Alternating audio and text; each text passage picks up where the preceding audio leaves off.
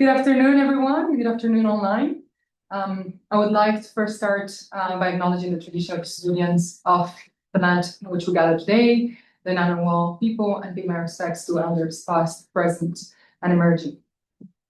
I would also like to acknowledge any First Nation leaders, practitioners, or researchers that are joining us today. And given that we have so many people coming across Australia, I would also like to acknowledge the traditional custodians of the lands you're joining us from today. And particularly given the topic of our event on reimagining representation through more than human perspectives, I want to recognize the continuing relationship that First Nations peoples hold with the land, water, and skies, and all living beings, and the knowledge systems that have cared for country here for thousands of years. I'll start actually sharing my slides. You should be able to see the slides. Are they coming across? Yes. Try again.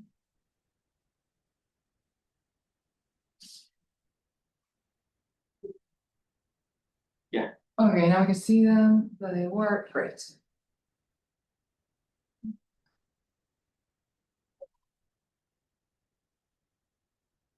When we speak about representation in democracy, we usually talk about representing people, their interests, their preferences, their voices. But humans don't exist in isolation. We're embedded in relationships with the systems that sustain us, whether it's forests, oceans, soils, animals, past or future generations. So the question that brings us today is quite simple, but it's also quite profound, is what would it mean for democratic institutions to recognize and represent these more than human relationships? Today's event, Reimagining Representation through More Than Human, is co-hosted with the Centre for Deliberative Democracy in Canberra and Living Imaginaries. The Centre for Deliberative Democracy is world-leading research centre on advancing scholarly and applied research on deliberative governance and democratic innovations. Living Imaginaries is a social enterprise that I founded to transform the underlying imaginaries that shape how we govern and our economic systems. And we create spaces where for future thinking, so we can imagine alternative approaches and then support their implementation with ecosystems, communities, and future generations. To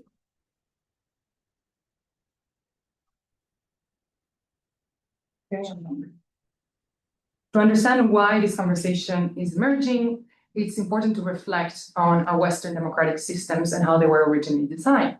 Democracy has been built around a particular set of imaginaries. The imaginaries of political subjects as individual citizens, representation as the aggregation of those human interests through electoral systems and deliberative processes, and the fact that those democratic processes exist and are part of economic systems that are organized around industrial growth. These models have been important for expanding political participation and rights, but they weren't designed to govern the deeply interconnected social, cultural, ecological systems that we're all part of. We also see a growing dissatisfaction and crisis of representation across many parts of the world, with rising mistrust in political institutions and a sense among many communities that their voice isn't adequately being heard. Australia is not immune to those issues, and we see crises around ecological breakdown, declining trust, and decisions that profoundly affect future generations where their voices aren't currently being heard. This is where more than human thinking and questions begin. More than human approaches at their core challenge human-centrism or anthropocentrism. There's three core elements that I'll touch on today, but there's more to it. First one is that they recognize that non-human beings, whether it's animal, plants, rivers, or ecosystems, or even material forces like weather, soil, technology, they're active participants in the world, as in they shape the outcomes and they have an active role. For instance, a river isn't just conceptualized as for human consumption or property, but under a more than human perspective, is considered a living entity that shapes landscapes, cultures, and ecosystems. More than human thinking also emphasizes interconnectedness, the idea that humans are not isolated, we're part of ecological and material entanglements. And the last important part is that it rejects superiority, the idea that humans have a right to dominate or control nature. So it shifts the thinking towards reciprocity, coexistence, and respect. Danielle Selmacher's work, which we'll hear about today and whom I'm a big fan of as well, defines multispecies justice as redesigning justice away from the fiction of individualist primacy towards an ecological reality where humans actually exist in a larger set of material relationships. So I think this is a really good reference point for our conversation today. So our conversation on reimagining democracy opens an important question. We begin from the recognition that human exists within those relational entanglements. How might democracy need to evolve to recognize that? Perhaps we need to imagine a democracy that isn't based around autonomy and individual preference, but around interdependence or care. That represents ecosystems, that represents future generations, indigenous governance traditions, multi-species relations. Interesting and also really exciting thing is already starting to happen around the world. So this is the Eco-Jurisprudence Monitor that monitors any rights of nature bill that is being proposed or that has taken hold across the world. And as you see, it's an initiative that is growing. Just to talk about what this means is an approach to law that recognizes humans are part of the Earth living system, and it challenges traditional legal models that treat nature as property. So it can be rights of nature, environmental personhood, earth law, and is often informed by indigenous law, traditional ecological knowledge, and other non-Western traditions. You see it's growing across different domains of thinking, but I also want to emphasize that it's one approach among many others. We also see, for example, the Zwölf model in Europe, which brings representative of non-human life in organizational decision-making, and is growing as an approach across Europe. In Victoria, near us, and also represented by Erin, we have the voice of the Yarra that is now representing the interest of the river. We also have attempts to do multi-species assemblies. We have eco-social contracts and new modes of democratic innovations that take that more than human approach. I think the very interesting thing is that a lot of these approaches aren't just about adding new actors to existing systems, but they invite us to really rethink what democracy itself might be from a relational perspective. At the same time, there's many tensions and questions. One of the core ones that I get often is, why should I give rights to a river when so many humans around the world don't have rights or are not being heard currently in politics? Why should we focus on these questions when there's such global conflicts that are increasing? And I think these are very important concerns that we will touch on today. And I want to emphasize that many scholars and practitioners working on this argue that these aren't competing concerns. Ultimately, more than human governance approaches seek to make visible the relationships that both sustain ecological and human well-being. And we'll get to explore this in the conversation. Another very exciting thing today is that we're bridging these two communities. The people that are working on democratic innovation, citizen assemblies, participatory approaches, people that are working on more than human governance, whether it's through biodiversity, whether it's rights of nature, whether it's indigenous knowledge. And I think that's really exciting, and I hope it helps to mobilize a joint movement together. Both fields are responding in some ways to these inherited limitations that we have from our current democratic systems. And I think we have a very interesting space to talk about whether are we just witnessing incremental reform, or are we witnessing the starting points of a more relational paradigm in our democratic systems. So it's my absolute pleasure to introduce our amazing speakers. First, I'd like to introduce our co-host, Hans Assenbaum. Hans is the director of the Center for Deliberative Democracy here at the University of Canberra. He explores how can democratic systems evolve beyond traditional institutions.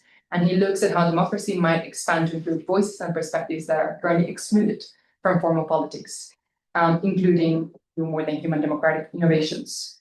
Andrea Staff, as well here, is a Maori Dutch writer, educator, and researcher whose work explores human and non-human relationships through Indigenous research methodologies, creative practice, and multi-species thinking.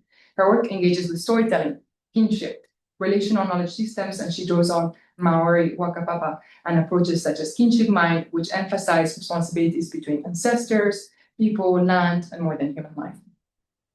Online, we're also joined by Fern Hames, which is the Director of Cultural Land Management at the Kaungurung Land and Waters Council in Victoria. Fern works in partnership with traditional owners to support culturally grounded approaches to water governance. One of the key initiatives she will talk about today is the Korok Wetlands Cultural Waterscape, which is a long-term project led by Taugurung traditional owners to restore wetlands as living cultural landscapes. Next, we have Danielle Sellermacher, which is a professor of sociology and criminology at the University of Sydney. She's also deputy director of the Sydney Environmental Institute, and she's a world-known researcher known for her work around institutionalizing multi-species justice. And last but not least, we have Erin O'Donnell, which is an associate professor at the University of Melbourne Law. Her work focuses on water justice, environmental water governance, and the legal recognition of rivers. She's also a member of the Birrarung Council, which I mentioned before, or the voice of the Birrarung. So I really hope we have a safe space here to talk, to acknowledge that there isn't a right answer, but we're just starting to really consider these questions within Western systems, and we're here to bring different perspectives together. I will leave time at the end for Q&A, so just write down your questions, put them on the chat, and we'll have a look at the end. So first, I'd like to stop sharing my screen so I can see the speakers. And I'd like to start by hearing briefly from each of you. When you imagine representation through a more than human lens, what is the first thing that comes to mind from your work or your experience? I'll start with the people in front of me. Would you like to maybe start, Andrea? Sure. Sure. Okay. So I should start by, first of all, positioning myself, which is the cultural thing to do. I'll say, ko hikarangi te moanga, ko waipu te awa, ko ngati paro te iwi. So I am related to the mountain Hikurangi. I am related to the river Waipu. I'm from the Ngati Porou tribe of Aotearoa, New Zealand. And already I think that demonstrates that I position myself in a relationship with the more than human. So I've just written a few things down, if that's okay, I'll read. Thank you. So I'm going to say that I really grapple with that word, representation. I'm going to be honest with you.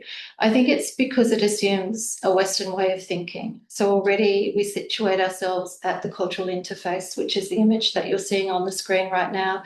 This image has been created by Tyson Yunkaporta, who is an Indigenous knowledges expert, and his work is based upon Martin Nakata's concept of the cultural interface. And that is the space where Indigenous and non-Indigenous knowledges meet.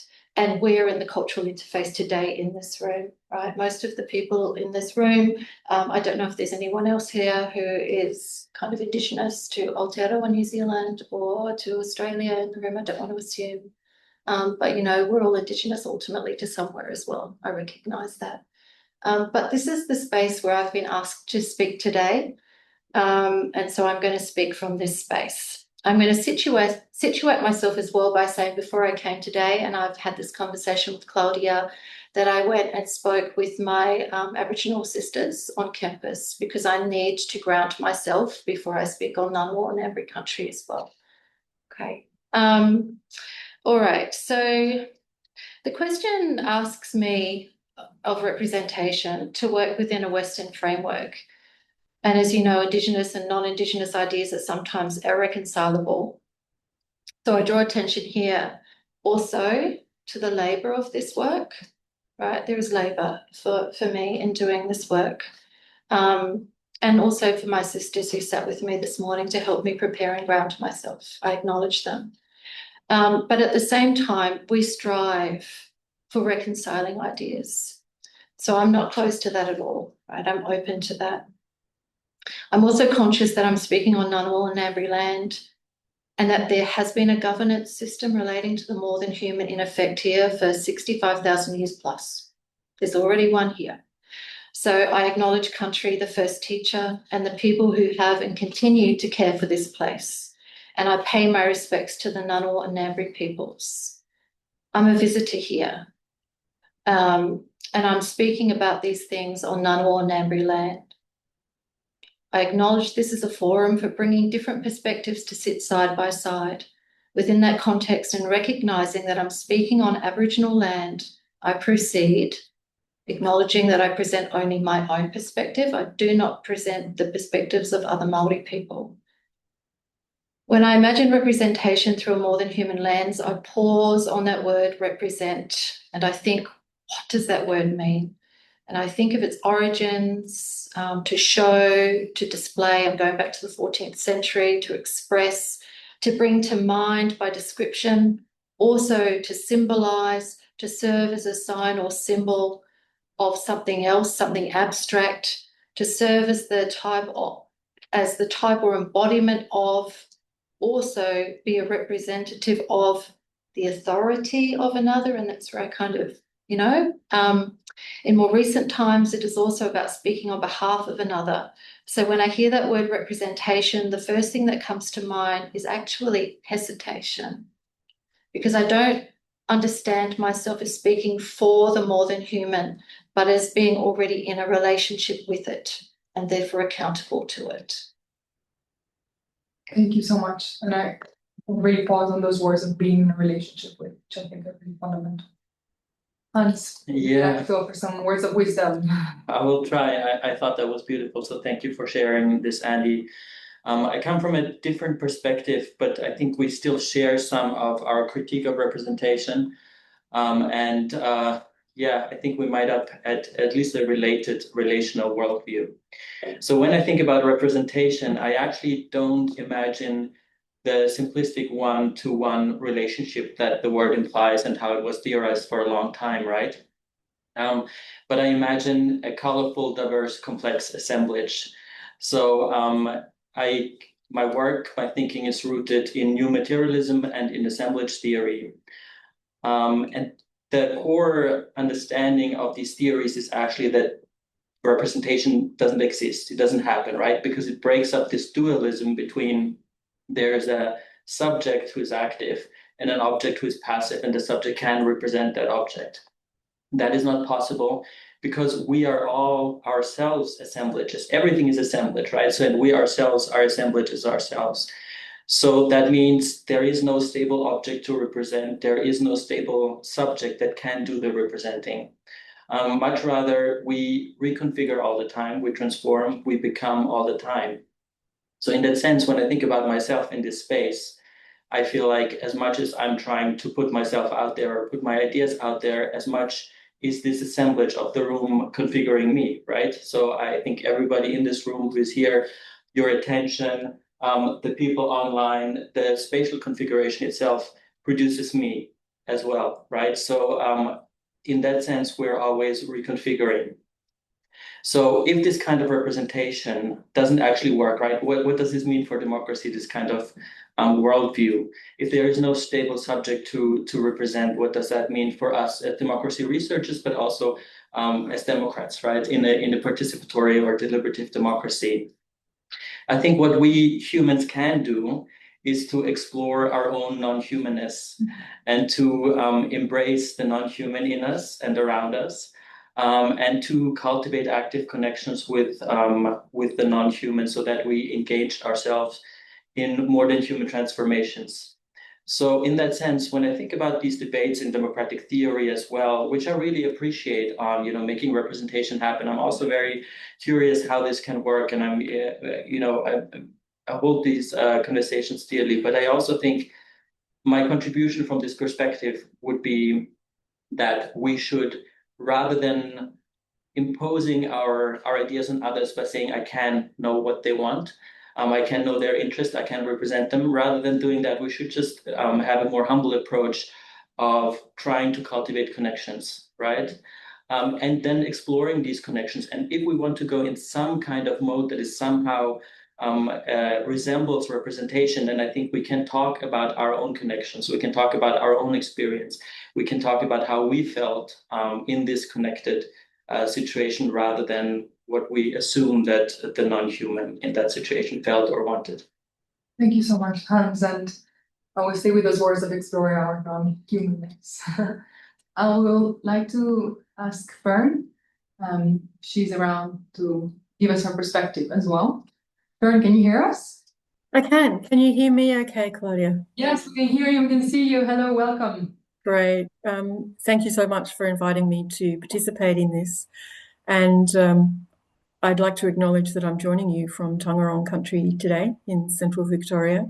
It's a beautiful day, and I acknowledge leaders, traditional owners, past, present, and emerging in this part of the world, and all of the kin around us. My first thought here is that first of all, of course, this is not a new idea, and this has already been alluded to. You know, the role and representation of the more than human has been crucial and primary here for many, many generations. It's only the recent blip of the last few hundred years that has actually disrupted that.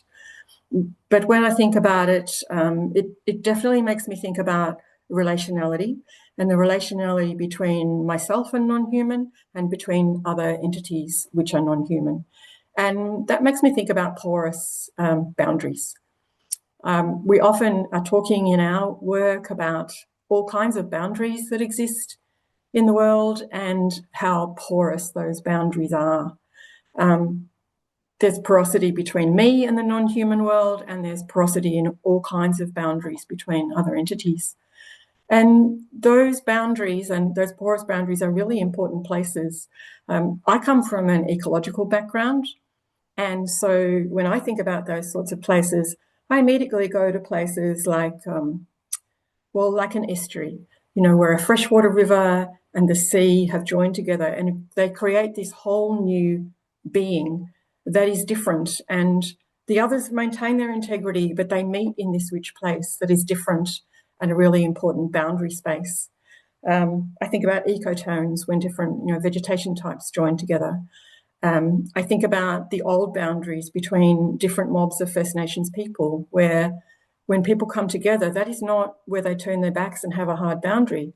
That space where they come together is a place of exchange. It's a place of exchange of ideas and stories and ideas and obligations. So, you know, we're thinking all the time about what is the relationality between ourselves and between other entities in the world.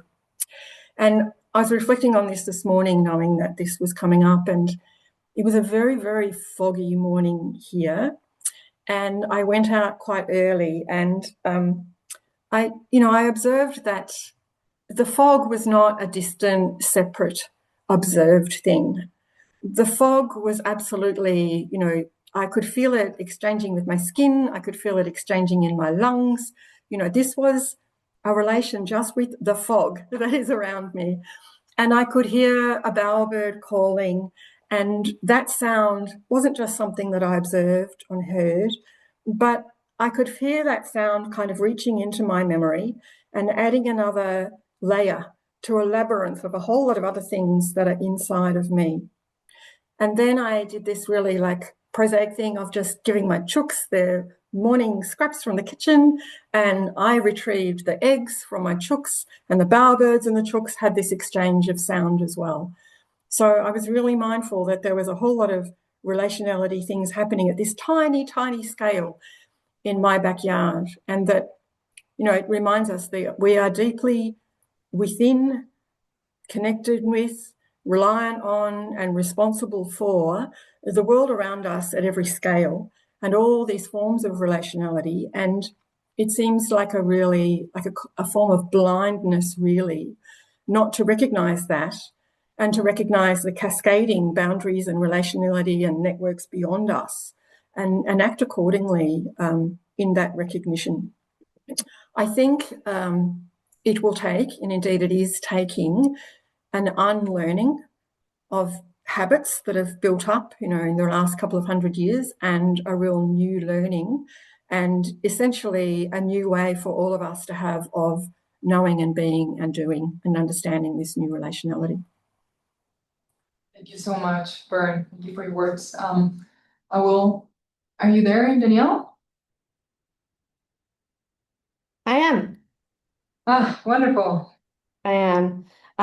Good to see everybody. Hi, Claudia. So great to share with this panel. I am on unceded Gadigal land, being torn away from Darrell country, which is where I make life and where life makes me.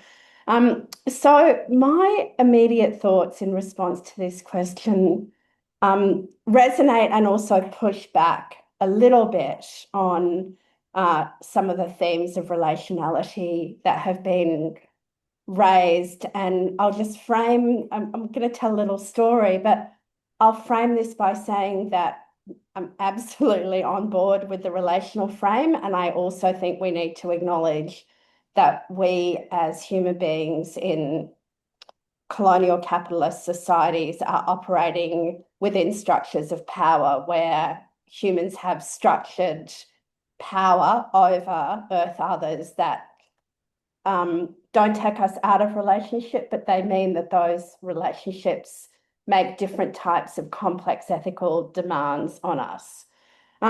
So I wanted to, when I was thinking about this opening question, I thought what came to mind was a very immediate experience of something that happened last week, which is a story that I think makes really vivid some of the ethically complex and difficult questions that rise when we come to think about the interests and perspective of Earth others, which is what I call the more than human. So as part of my work in this field, I live on an intentional multi-species community where we are trying to experiment from the very mundane to the most abstract. What does it mean for us to live well together as river, as soil, as wild animals, as domesticated animals, as microbes, and as humans? How do we work out that we all have a say in what happens? So last Friday evening, some of the animals who I live with are 6 sheep, and one of them did not come down for her dinner in the evening with the other 5. And so I walked up to see where she was. They're very old, and I found her in one of the shelters that we have built. And she was very evidently dying. She was no longer able to get up. And over the next almost 48 hours, she died on Sunday around lunchtime, I was confronted with a set of very immediate questions like, what is the kind of meta question of what is the right way for me to be with her in her dying? Do I help her die? Do I help her live? Do I bring her comfort as she's dying? Do I bring her company as she's dying?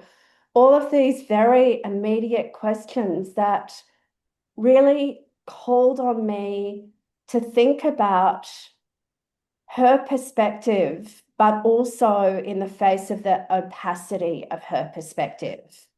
And the impossibility of ethically refusing those questions, because as a human being who has all sorts of accesses and affordances, I can help her die. I can help her live. I can give her water. I can give her medication. And the reason I wanted to tell that story is because what I think it really raises for me, and is immediately what comes to mind for me when you ask this question, is that when we come to the practice, I loved what Fern said about the embodied sense of entanglement. And yet we are also in the face of the radical difference and opacity of Earth others, of their ways of understanding the world, of their ways of experiencing the world. And so simultaneously aware of this obligation to be in good relationship, in right relationship, in attentive relationship, and alive to the multiple forms of agency and power that humans have, basically because humans in Western modernity have organized the world around us such that we have removed so many capacities from other Earth others to do what they would do for themselves, and organize life so that only humans, or only some humans, have those affordances and capacities. And then to be faced with that opacity, that difference, and that responsibility, and just the difficulty and the complexity of working out how do we accurately and ethically, in the face of those differences and opacities, what it is to act in good relationships. So that's really what comes to mind for me. Thank you so much, Danielle. And I think both of you touched in a different way on the blindness of our current democratic systems, but also how they're not currently accounting for those relationships in the opacity that we know or not about them.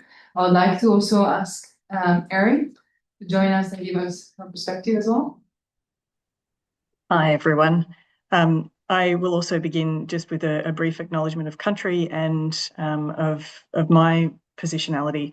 So I'm going to acknowledge that I'm coming to you today from Gardabanut country. This is unceded land, and the recognition of the unceded sovereignty of the Gardabanut people is core, I think, to being here on their land. This is an unresolved issue. I really appreciate Andrea's grounding herself and the conversation that you shared about that. This is a space that white settlers in Australia are still grappling with. How do we acknowledge in a genuine way? And so for me, it is part of acknowledging the unceded sovereignty and the recognition of the illegitimacy at the heart of the settler state. Personally, I am a non-Indigenous person. I'm a settler. I have Irish, Scottish, Polish, German heritage. So I guess the roots of my indigeneity are far, far away in both space and time. I'll also acknowledge that I am a member of Barwon Council, and I'm happy to talk a little bit about that, and it will come up in some of my examples throughout this afternoon, but I'm also not wearing that hat today. So I'm speaking as me, as a researcher from University of Melbourne, and not on behalf of the council. I will acknowledge Birrarung, which is the river in the photo behind me, and I'll talk a little bit about it probably a little bit later. I think, again, just to pick up on a really common theme, of course, for me, representation immediately sparked the recognition that this is a very settler colonial way of thinking about our relationships. We tend to frame, as Danny was just putting it, humans have organised the world in a particular way in this time, but it is not a universally human way of seeing the world. It is a distinctly settler colonial, empire-based way of seeing the world. But also that is often the way in. And I think, harking back to Claudia's opening image, as humans, we are starting to invite the more than human to take a seat at our table. And it is a settler colonial capitalist table. So representation for me is thinking about, well, what is being represented? Who is it being represented to? The model is one of inviting in, but that leaves the existing structures intact. So the flow-on question then for me is, what does it mean to represent the more than human within human laws, policies, and decision-making processes? So I'm a legal scholar. The law is my lens for trying to understand the world. So that brings up two issues. One is specificity. Who is representing the more than human? Is it all of us? Is it a nominated group or organisation? In the act of naming, are we further entrenching ourselves as separate from the more than human? So I think that question of who and how specific it needs to be is important. There's a feasibility question that's related to that as well. And then the second big question for me is one of legitimacy. So what makes this particular person or group the right person or group in terms of understanding what nature or the more than human might need in a particular circumstance? What is it that creates an authentic and legitimate relationship of representation? How do we embody that? How do we know? What is the action of representation? And I'll talk a little bit more about that a bit later. But I think for me, it's also challenging the idea of that sort of substituted decision-making in which we speak for nature, and instead thinking about it through a lens of supported decision-making in which we bring ourselves into conversation with nature. We think about, how do we know the world around us? How does the world know us? And that's a theme that people have picked up repeatedly today. So I think there's real insights that this field can learn from the field of disability rights studies, where people who face challenges in expressing their own legal agency and their own personhood are creating models for their representation, again in a specifically human context, that the more than human could learn from. It's honestly such a privilege to have here myself to audience. Anyone has unmuted themselves? Everybody who's got the laptops, you can just turn their volumes right down. That should work. Moves me. I'm sorry. And to say it's such a privilege to have these like incredible speakers and this very bad moderator here. It's such a privilege to have like such diversity of knowledges and backgrounds here. And we're gonna touch a little bit on that, and I'm gonna ask specific questions that relate to each of your individual knowledges. And actually, Erin, given that you just last spoke, I would like to start with you again. Much of your work looks at like what happens when we move from rivers as objects of governance to rivers as legal subjects. And I touched before that one of the big concerns that people raise is that this might undermine human rights. So, and especially in a moment where we see increasing mistrust as well in democratic institutions. So I would like to ask you from your perspective, researching and working on rights of rivers, do you see rights of nature as like strengthening or complicating human democracy? So from your experience on working rights of nature, do you see rights of nature as strengthening democracy or potentially complicating it, or both? And in practice, what happens when non-human entities like rivers are being represented in democracy? Does it serve humans as well, or only the rivers themselves? Thank you. So yeah, really big questions. And again, I'm going to kind of find my way into the answer from, based on where I sort of start to begin. So for me, when I start thinking about the rights of nature and how it changes our relationship with the more than human and also our relationship with each other, is to think about, well, what model of rights of nature are we creating? And what is the problem that we're trying to solve when we try and grant particularly legal rights to nature, when we change nature's status in law from an object which has no rights of its own, over which humans have total dominion, into a legal subject that has rights and interests of its own, that can start to push back against human exploitation and use of natural resources. What is the problem that we're trying to solve in that environment? So the way that we identify and recognise the rights, the model that we create, will shape the way that they then interface with our democracies. And if we go back to that question of what's the problem is often framed in the rights of nature context as the importance of getting nature into court, right? It's a pushback, it's a level the playing field kind of argument. You have to give nature legal rights and legal personhood so that it can fight back against human exploitation. That's essential if that's what you have to do. You have to give nature standing if you want to get it into court. But it's also extremely adversarial. And in creating this particular power structure around nature, you can create an anti-democratic outcome. Mikna Tănăsescu talks about this a lot in his work, and I don't want to put words in his mouth, so this might be me being inspired by his work. But if we see rights as trump cards, then the question becomes, well, whose rights trump whose? We end up in this conflict of rights.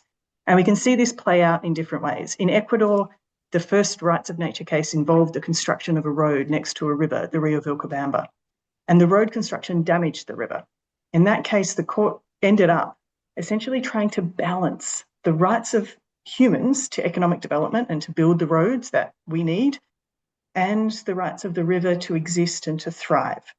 So the outcome in that instance was that the road was not unlawful, but that the developer had to remediate the impacts of the road.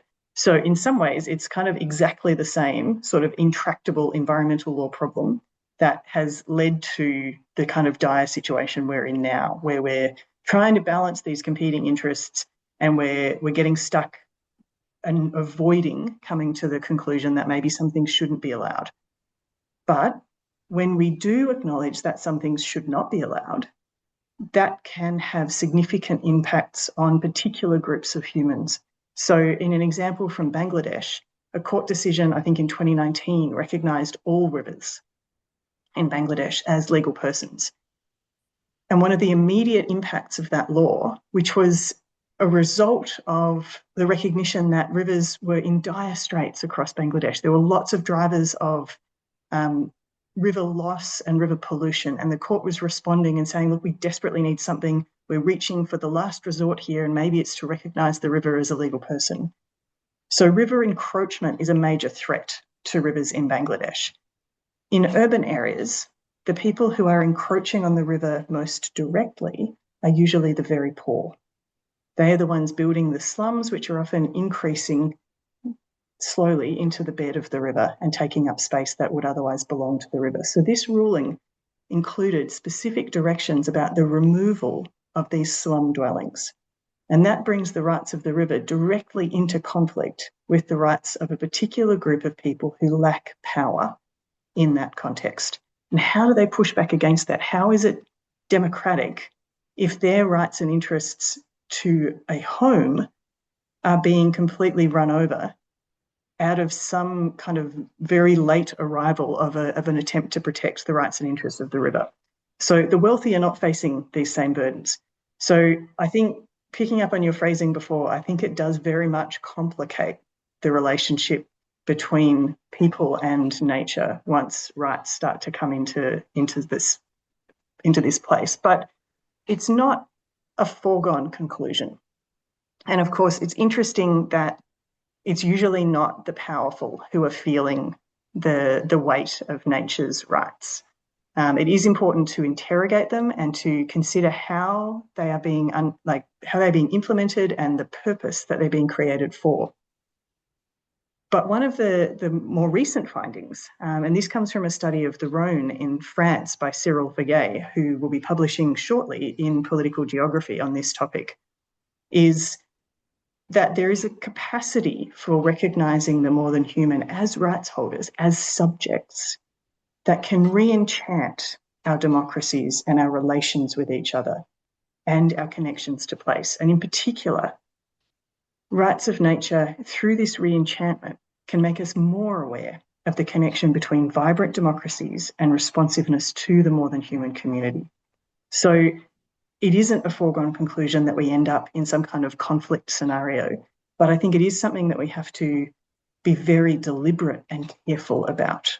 So a new rights holder will either not have enough power to make themselves known or felt, or they will, but again, they will slot into a power hierarchy. And so again, the people who end up bearing the brunt of that are the people who bear the brunt of the existing unfair system already. So it requires very careful thought. One of the ideas that I've been playing around with a colleague in the US, Lydia Cano-Pacharaman, is to develop relational models of representation. And so we construct representation, we imagine representation as being on a spectrum. So if we think about the beginning, it's speaking about. We speak about nature, we speak about rivers. This is a very weak form of representation. The interests of the river really have no place in that. It's extremely paternalistic. There's no capacity for the river to speak for itself at all in that context.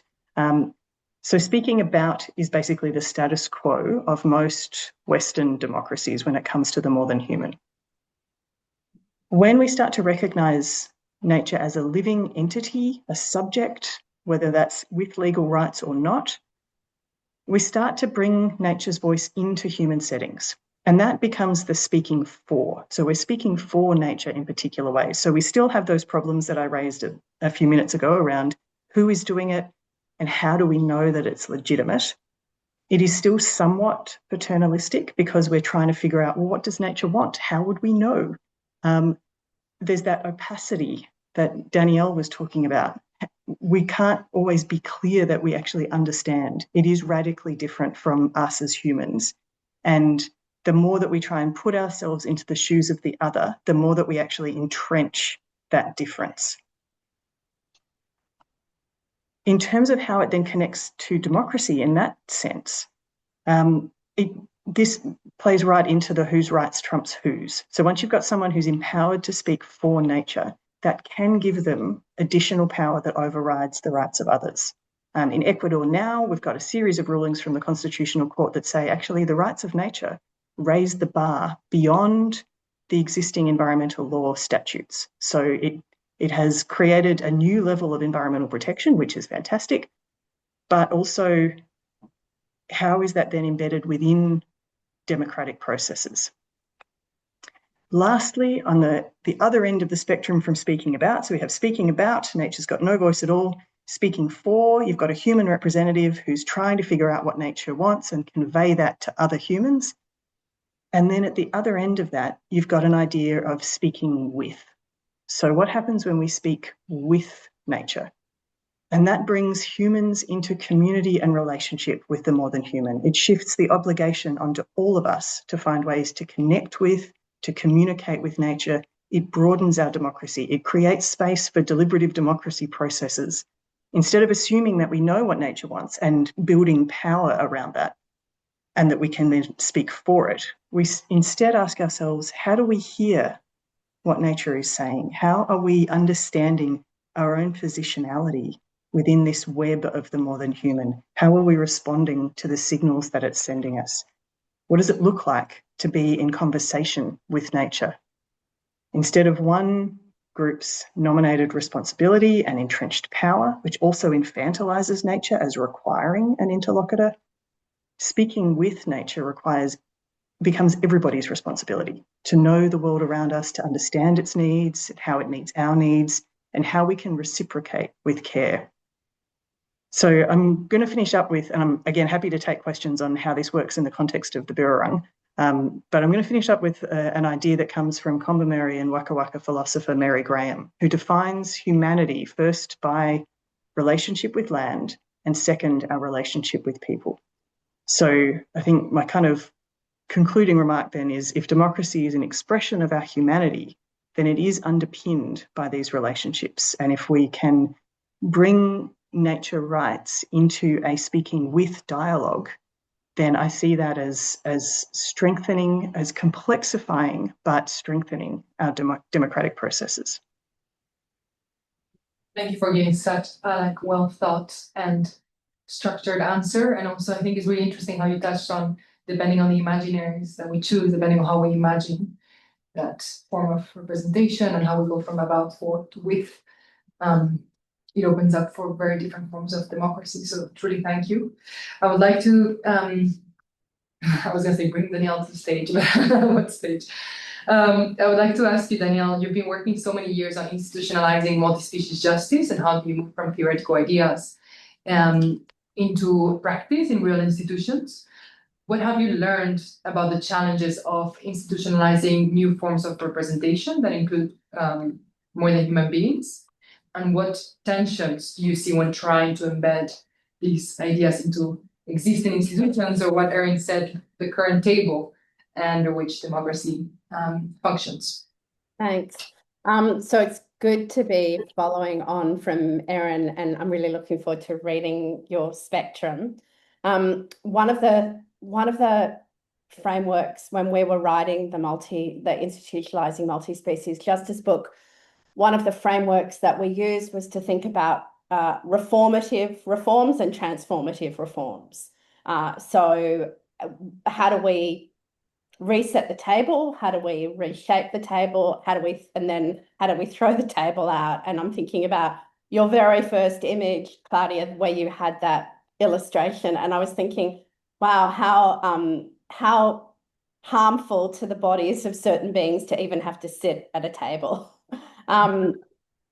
So to start with, I guess I'm gonna, and I want to also locate that distinction between reformative and transformative approaches within the realities that we're facing, which is an accelerating climate crisis, biodiversity crisis, ecological crises within the context of just the intensification of the polycrisis, the war, the expanding war.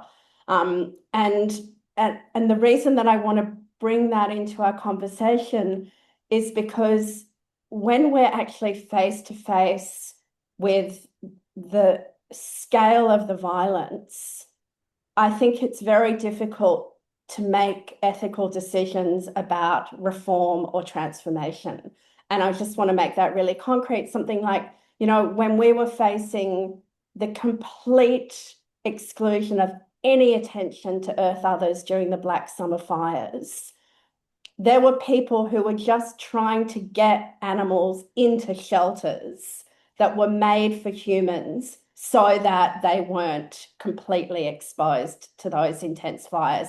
And so I'm very in favor of us having radical imaginations, but I also think that it's sometimes very difficult, and I feel a certain discomfort by the academic temptation to be only radical in imagination when actually there are bodies and beings and lives who are in the face of violence at the moment. So that's why working on the reform is also something that I feel pressed to do. So with all of that said, I wanted to just pull apart two parts of the question, because I'm assuming I get the institutionalization question.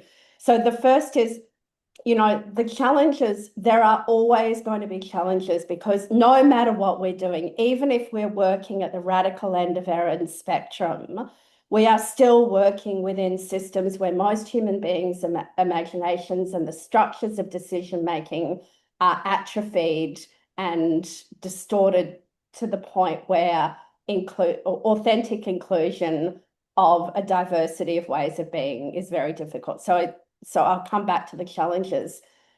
The institutionalization part, I think, brings something which is quite, it turns the volume up on the challenges that we're facing. And I'm just going to read, so I just want to define institutions, because we often think that institutions are like, you know, education and health or buildings or something like that.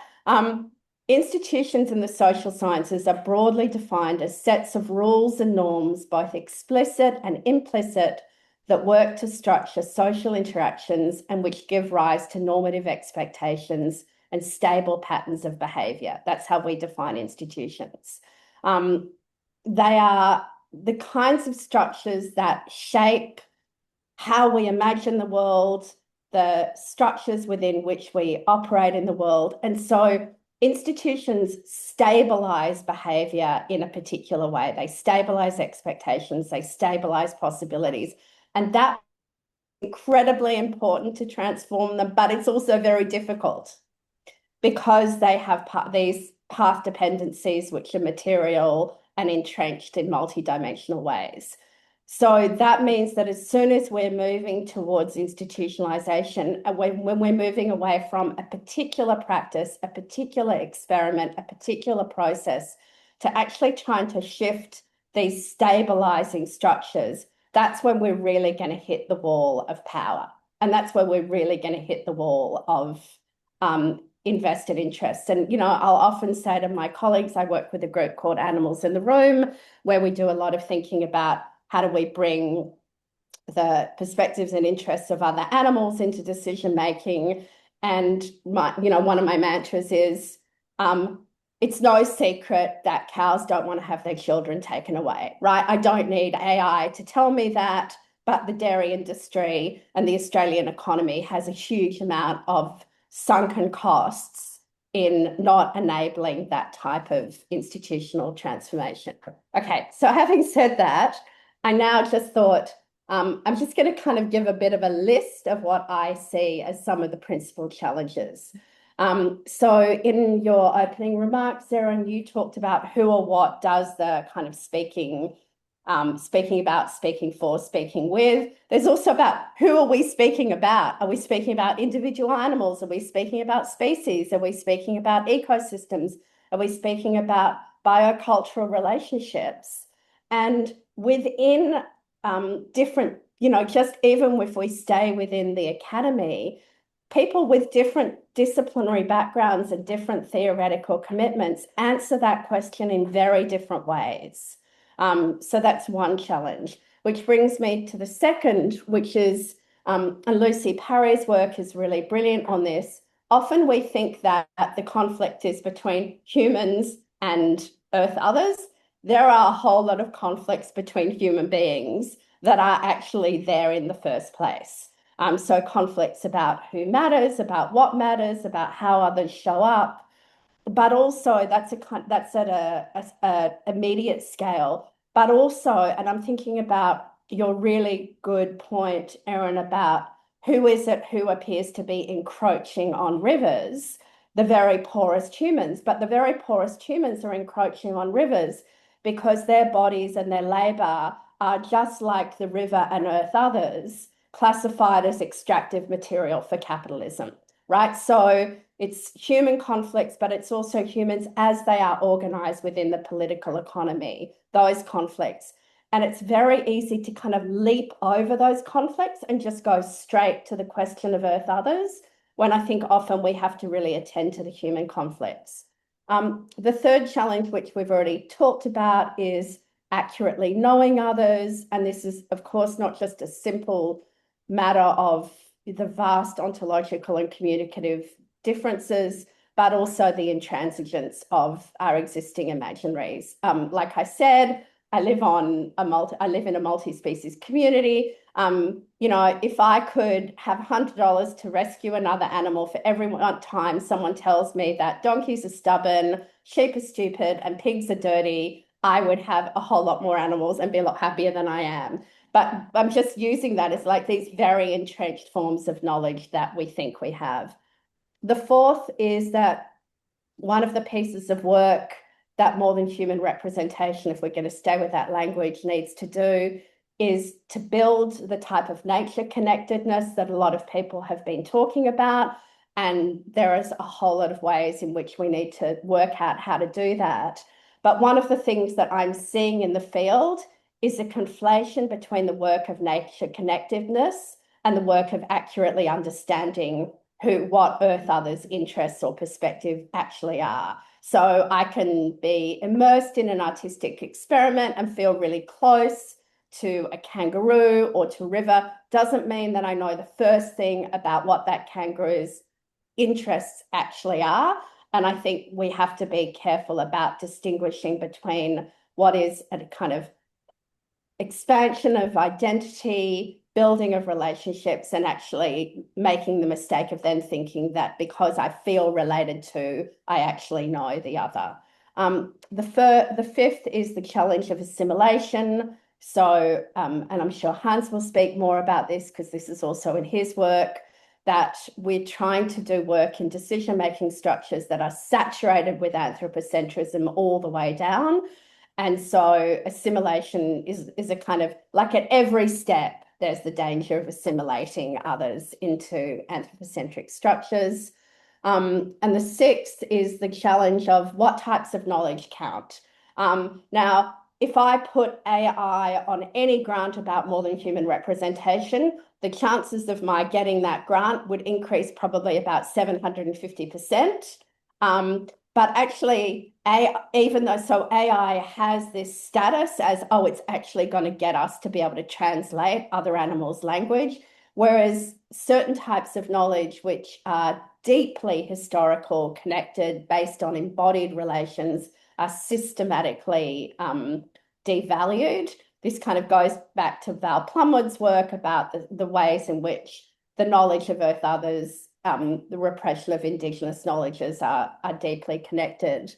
And finally, I just wanted to say something about institutionalization, that when we move to actually trying to shift the systems that stabilize the economy, politics, etc., we are threatening real material interests and the naturalization of extraction across the human and the more than human. And so there is, you know, we're not at that point yet, but there is going to be, well, there is in Ecuador as an example, when we see the type of pushback that's happening in Ecuador, because it's threatening the extractive industries, but also threatening ideological and identity-based interests. And I was thinking this in relation to the, I think, $1.5 billion that the Trump administration is now paying to retract on those contracts for wind farms. These are deeply ideological investments on the type of relationships that humans have with the more than human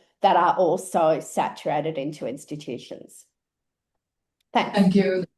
Thank you. And I think it's really wonderful how you touch on the fact of how these sort of imaginaries are stabilized. And I see that so often with like biodiversity governance and the solutions reproducing the same logics of market exchange or climate justice, just being for humans, not about the relationships that those humans have with those ecosystems as much for the species themselves. So I think it's really wonderful how you touch on the need for transformation. Hans, which is in front of me, offers also, I think, a very interesting perspective from his work on democratic systems.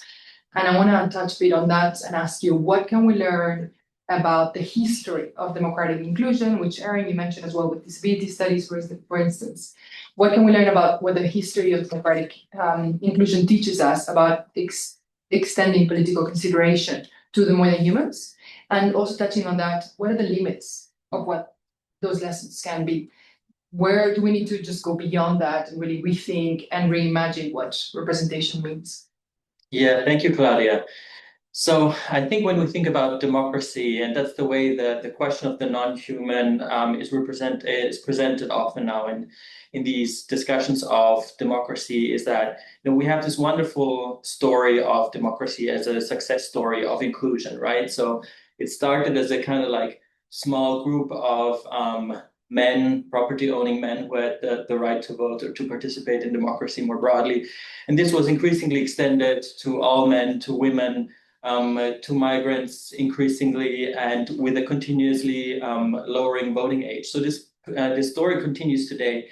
And I feel that we as democracy scholars, when we now face this question of non-human, more human democracy, we often are tempted to say like, okay, this is a great story, we continue this story. So we need another group of inclusion. And I think from the outside of people who are skeptical, this can also look a bit, strange and freakish, like, okay, we just do inclusion for inclusion's sake, and we just always keep looking for the next group. And I really think this is not the problem. And I think that inclusion itself can be problematic. For once, as Danny already touched on, inclusion in this idea of including non-humans in particular, and that's where it gets very, very clear. I think inclusion always also entails assimilation, right? So if we ask a rabbit, for example, to vote, to hold office, to petition, we will be obviously disappointed, right? So the institutions, the grammars, the ways we think, we are already pre-established, and to invite somebody late to the party means they have they cannot participate in developing these kinds of rules. And this goes actually surprisingly well, my skepticism toward inclusion across various groups. So if you even think about, women as the largest group that have been enfranchised, they came into a predefined version of democracy. And they had to adapt to a masculinist system that was based on, liberalism, on competition, and that they had to kind of like, play the game as it was pre-established. So I also think that inclusion is problematic because it has a really positive aspects to it, and I just want to position myself critical for the argument's sake, but it hinders us to see the value of transformation, right? So if we always think our democracy is already wonderful, we will include ever new groups, we forgo the possibility of seeing what deep transformations we can undergo. So actually, I want to reframe the whole problem. I think it's not a problem of including yet another group into these systems that already exist, but it's a problem of transformation. And if we frame it as a problem of transformation or an opportunity for transformation, then it becomes very evidently an issue for all of us, right? So we all need to transform. And that's something that Erin has framed wonderfully before, I think, as well, this idea of representation through speaking with, right? So I think it starts from a recognition that we are already ourselves more than human. And we said we are assemblages earlier. So if we just think about how our bodies, function only because there are trillions of bacteria in our guts who work with us and to sustain our life, who make our life possible. The microbes living in our eyebrows and on our bodies, the viruses entering and exiting our bodies, not often in very productive ways. The food, the medicine, thinking about food, right? It's always plants or indirectly plants through meat, so plants that other non-humans consume that enter and exit our bodies, right? The air we breathe.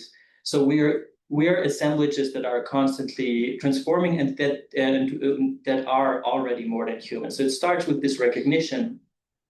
And what does this mean then for democracy? It means exactly cultivating, like foregrounding this kind of more than humanness, recognizing that actually the binary that we have followed in liberal thinking, in individuals thinking, that there is a binary between human and nature is absolutely ridiculous, right? We are nature, we are organic beings, and we are part of these natural assemblages and can only sustain ourselves through them. So the first step is recognizing this. The second step is cultivating it more actively. So just getting back to finish up to this question of inclusion, of course, this doesn't mean that inclusion is all bad. And I have, positioned myself somewhat polemically. I'm criticizing inclusion, but actually inclusion and transformation are actually, dialectically related to each other and in a certain tension. And I think it can also be a productive tension. So we transform by including new elements. And at the same time, inclusion always entails transformation. So we cannot, I think it's very hard to achieve pure inclusion in that sense, right? So if we go back to the question of how women were included in pre-established systems, of course, the presence and the ideas and their work of assembling of these women at this time and until now changes deeply how politics work. So transformation is always connected to inclusion. And there's this relationship of tension between them. But my argument is just for focusing on also the negative aspects of inclusion and opening potentials for transformation. Thank you. And it's fascinating because what you talked about with microbiomes is leading to the same shift in how we think about medicine from basically individuals since we're born done by our genes to now thinking much more actually our health is dependent on the environments that we're with. So we see those transformations happening across the ways of conceptualizing different sectors. I'd like to ask you, Andrea, as well, because in your storytelling and in your film work with rabbits and multi-species relations, you touch on how storytelling becomes a way of acknowledging lives that are often really made to be invisible in our current political systems. So I'd like to ask you, how can storytelling, informed by these relational ways of knowing, help us reimagine our relationships with other species in ways that are not only cultural and emotional, but also political? And also linked to that, how do these kinds of relational questions change the ways we might think about responsibility and, I'll avoid the word representation, towards other beings?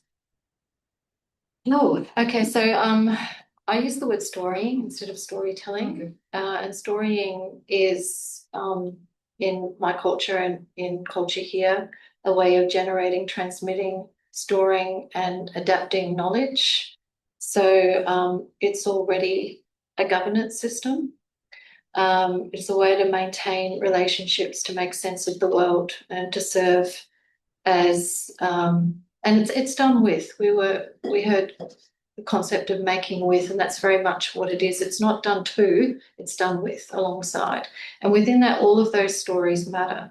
So in that sense, today we are coming together and bringing stories to sit alongside as a form of making knowledge, transforming knowledge. So no one story within this model is seen as being more important than another. Rather, what we're searching for is what Tyson Yunkaporta would call, and I'm using his work again, an aggregate narrative.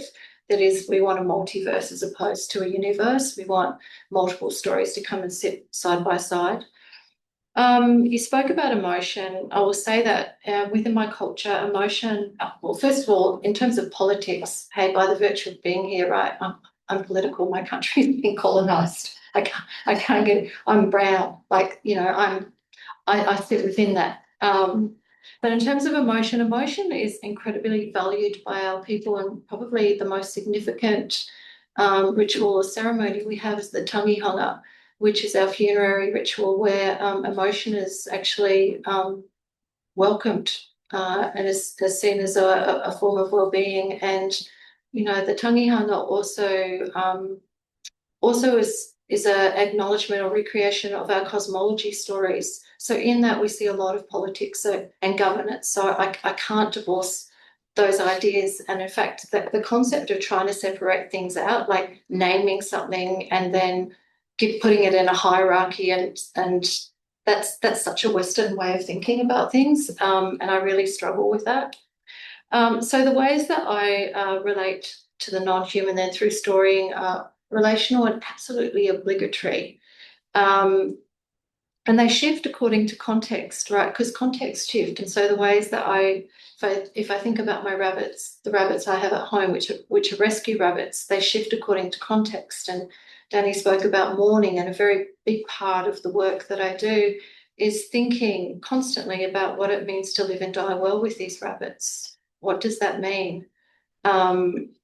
And so I feel that, Danny, when you were speaking about that, and I have my own Māori ways of working through that, and that is through, for me, that is about part of performing some of the elements of the tangihanga for these rabbits.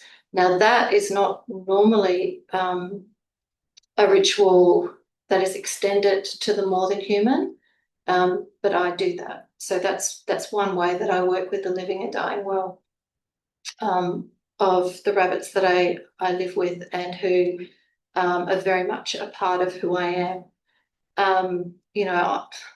I see myself as being part of them and then part of me, because I whakapapa to them. And in Māori, that means that they are, we speak about our ancestors, we whakapapa to our rivers, we whakapapa to our mountains, and I see this lineage of rabbits that I've cared for many years, who've lived and died as my home, as being my ancestors.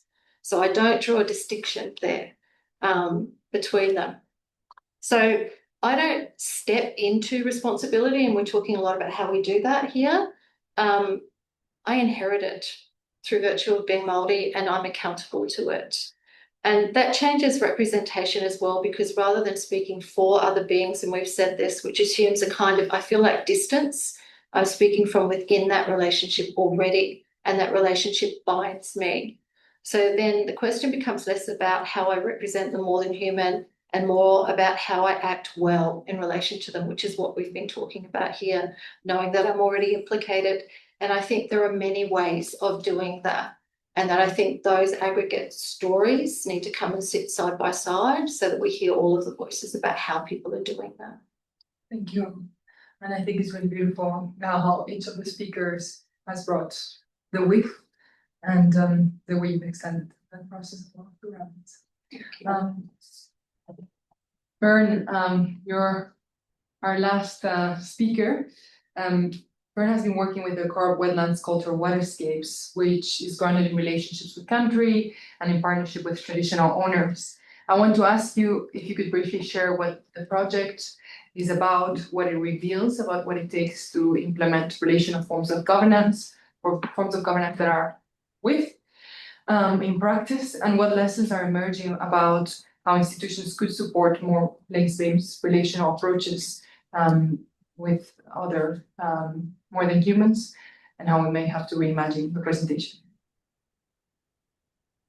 Thank you for those questions, and for the opportunity to tell you a little bit about Karop.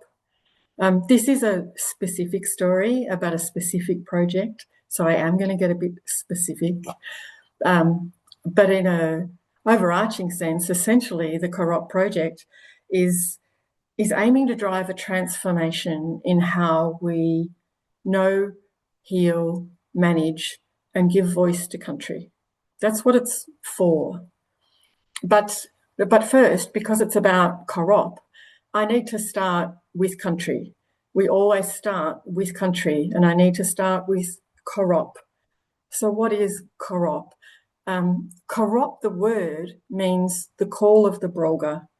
It is the sound that broga make, and that's a Taungurung word that has come from acknowledging broga in the cultural landscape.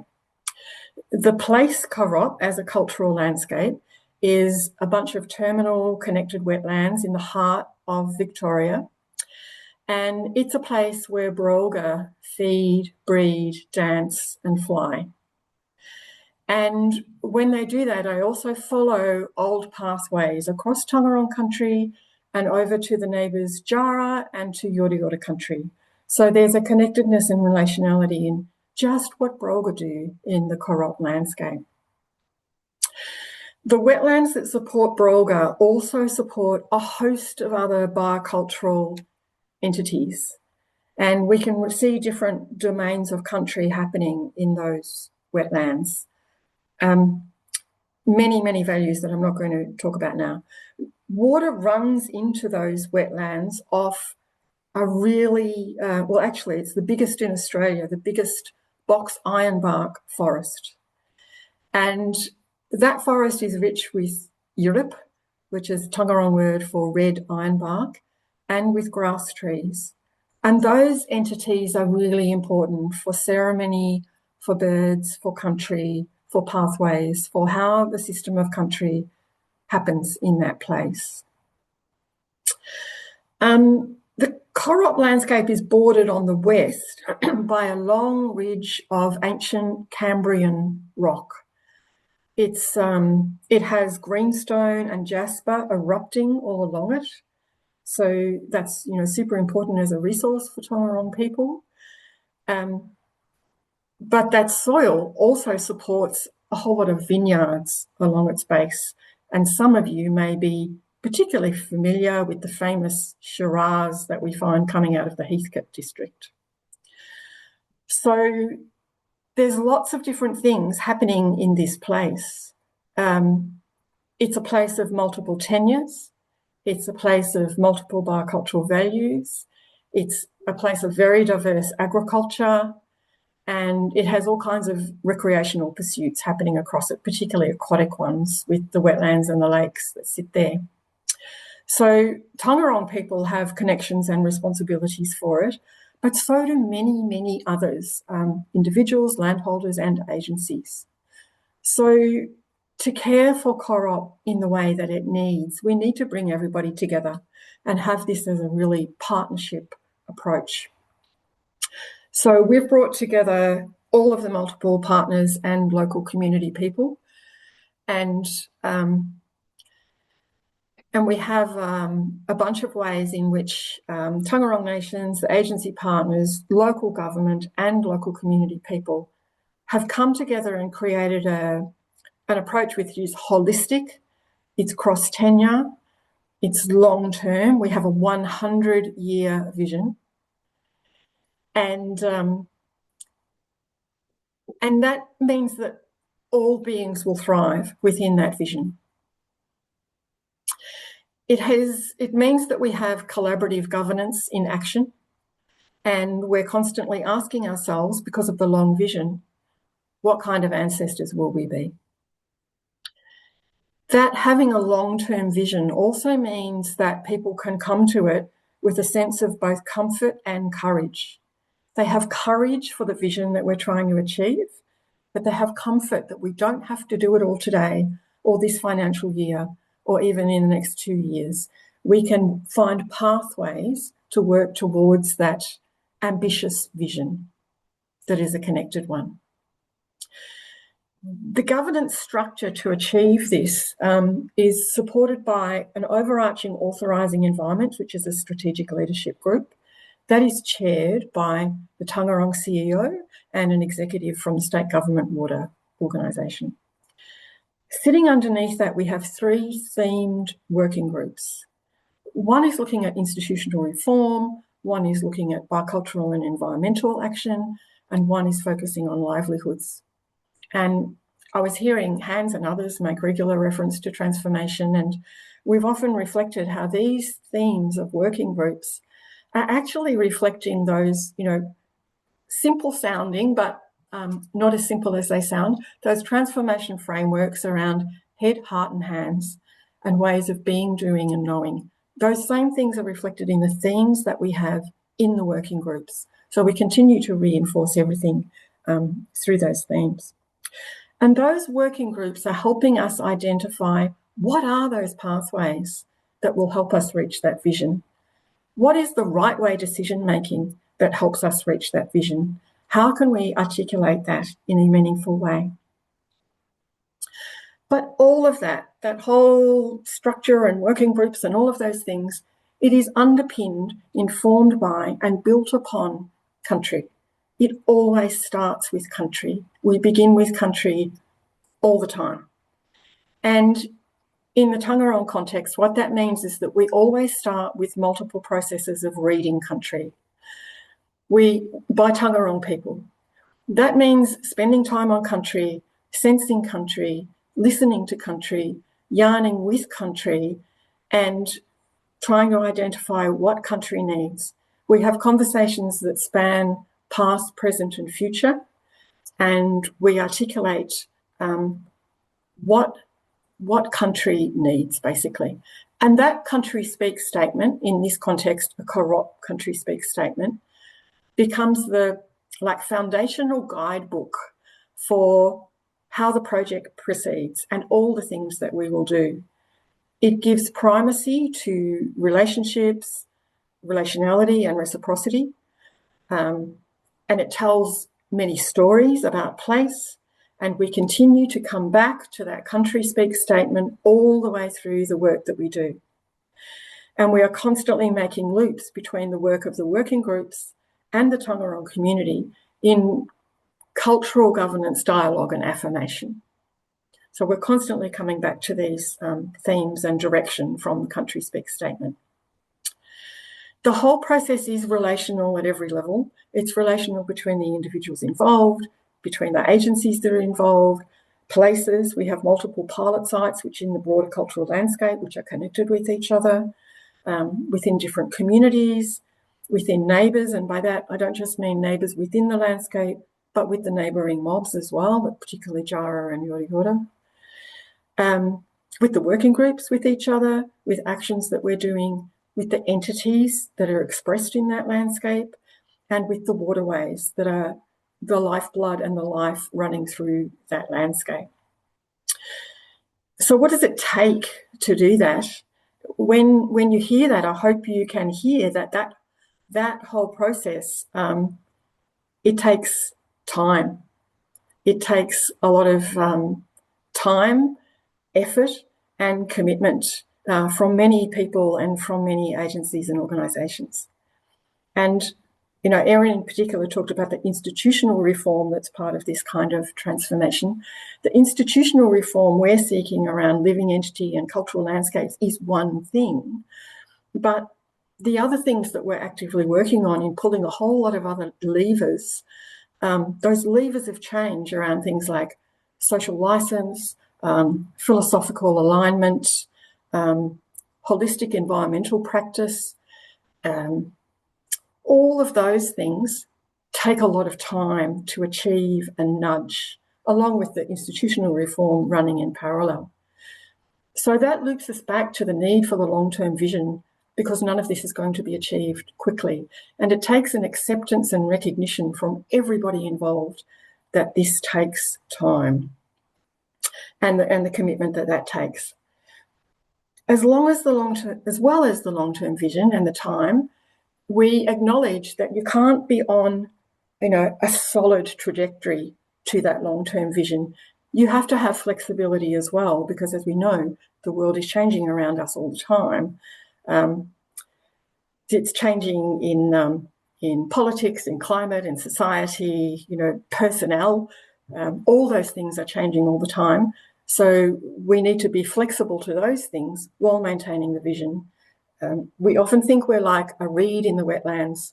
You know, we are grounded and solid in our foundation, but we move with the water flow.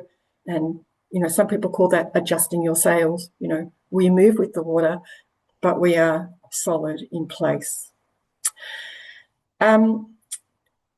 Taking that time also means that it's crucial to build trust, relationships, and understanding. So we learn over time to understand the different meanings that we ascribe to particular words. Someone talked earlier about we all have different interpretations of the things that we say, and that is very true in this space. You know, we think we're talking about the same thing, but it becomes evident that we're not. We need to take time to understand what each other mean when we say words. Words matter. We need to understand the different ideas that we're having and how they might manifest in this and what they might mean. And we need to understand more clearly the outcomes that we're seeking so that we can align and create that shared vision. And along the way, we also learn a lot about what place means and what matters about place from those who are there and all kinds of connections and relationships that they have with it. Place matters. We know that institutions have important roles in creating high-level direction and principles about directions for society, but there should always be the space for these bespoke, place-based, localised approaches and solutions, which is what Co-op is trying to do. So some of those are about what it takes and some of those are about lessons. One more lesson that I might add is the one about demonstration. And many of us will have heard that phrase, you know, you can't be what you can't see, which is very relevant in gender politics and all sorts of other things. But that also applies in this kind of work. You know, we are trying to demonstrate what is possible and how people can imagine a different way of doing things. And we see that our role is about making the possible visible. Thank you.